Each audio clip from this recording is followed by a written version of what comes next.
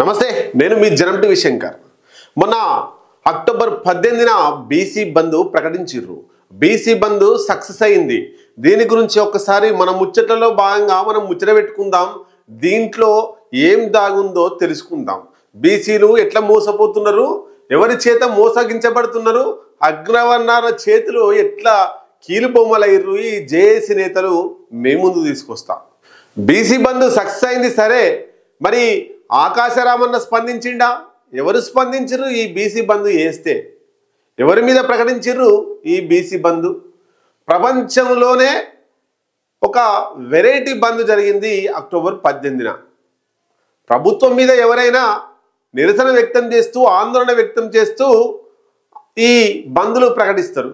కానీ కేంద్రంలో ఉన్నటువంటి బీజేపీ బంద్లో పాల్గొన్నది, రాష్ట్రంలో ఉన్నటువంటి కాంగ్రెస్ బంద్లో పాల్గొన్నది.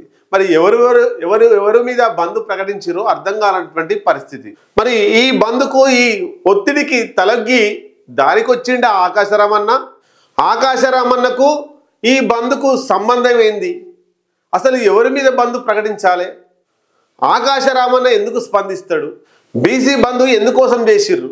బీసీ రిజర్వేషన్లు ఎట్లొస్తాయి?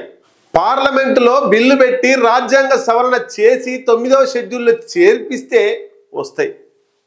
ఈ బంద్ చేస్తే ఈ బంద్లో బీజేపీ కాంగ్రెస్ పాల్గొంటే రావు. ఆ బీజేపీ కాంగ్రెస్లో ఉండేటువంటి వాళ్ళ చెయ్యి మోచేతి నీళ్లు ఈ జేఏసీ నేతలు తాగితే రావు. బీజేపీ కేంద్రంలో అధికార పక్షం, కాంగ్రెస్ పార్టీ ప్రధాన ప్రతిపక్షం. ఈ రెండు ఒకటైతే 9వ షెడ్యూల్లో చేర్పించడం ఈజీయే కదా. మరి వాళ్ళు ఏం చేస్తున్నారు? బిల్లు పెట్టక గాడిది పళ్ళు తోముతున్నారా? మొన్నటి బంద్లో కాంగ్రెస్ పాల్గొన్నది, బీజేపీ పాల్గొన్నది. అందుకే అంటున్నా, బిల్లు పెట్టి 9వ షెడ్యూల్లో చేర్పించాల్సిన పార్టీలు కూడా వచ్చి బంద్లో పాల్గొన్నాయి. దొంగే వచ్చి దొంగ దొంగ అన్నట్టు ఉంది.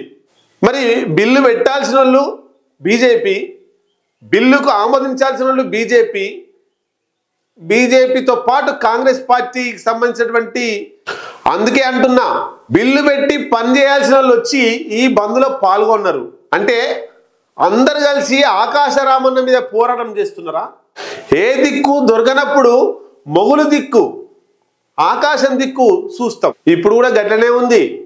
పోరాటం చేయాల్సినటువంటి జేఏసీ నేతలు బీజేపీ మీద, కాంగ్రెస్ మీద పోరాటం చేయక వాళ్ళ ఆఫీసుల చుట్టూ తిరిగి ఆ అధ్యక్షులను ఇందులో పాల్గొనమని, ఈ బంద్కు సపోర్ట్ చేయమని తిరగడం మరీ గత్యంతరం లేని పరిస్థితి కనిపిస్తుంది.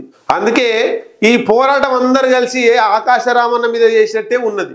అందుకే బంద్కు సైతం స్పందించని ఆకాశరామన్న డౌన్ అనాలి. ఇప్పుడు మనం అంతా కలిసి ఆకాశరామన్న స్పందించే వరకు ఈ ఉద్యమాలు కొనసాగాలి, ఈ పోరాటాలు కొనసాగాలి. మనం అందరం బీసీలందరం ఈ కాంగ్రెస్ బీజేపీల కిందనే మోసపోతూ ఉండాలి. జేఏసీ మాటలు నమ్ముకుని వాళ్ళు చెప్పినట్టే తిరగాలి.